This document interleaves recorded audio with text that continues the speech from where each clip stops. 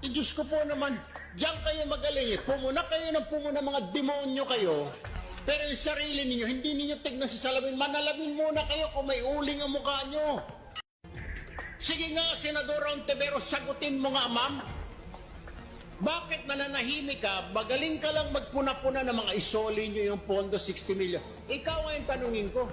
Nasaan na yung 1,760 million na pinamudmud ninyo sa mga sarili ninyo bilang opisyal ng PhilHealth noong 2015? Nasaan na? Ipinapasoli na sa inyo ng COA, subalit hindi pa ninyo sinusoli. Bakit, ma'am? Quits na lang ba? Dahil senador ka na? Ay, hindi naman po pwede.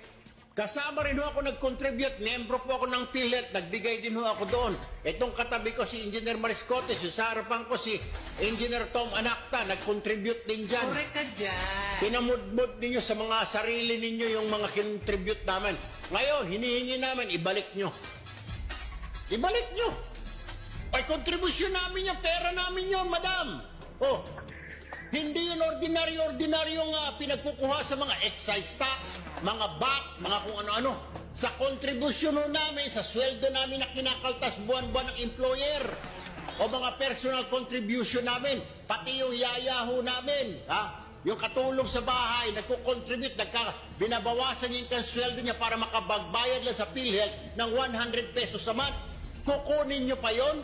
Mahiya ka palat mo. Ang kapal naman ng mukha ninyo. O ngayon, sabihin mo sa akin, sino ang dapat mas mauna magsole? Yung 1,760 million o yung 60 million? Ay, yung 60 million talaga namang may papeles, may dokumento. Yung 1 billion, madam, 1.7, may dokumento ba?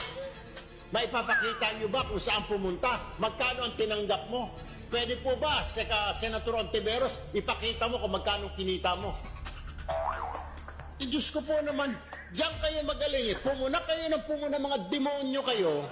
Pero yung sarili ninyo, hindi ninyo tignan sa salamin. Manalamin muna kayo kung may uling ang mukha nyo. Hindi yung tira kayo ng tira, nagmamagaling kayo, nagmamalinis kayo, akala nyo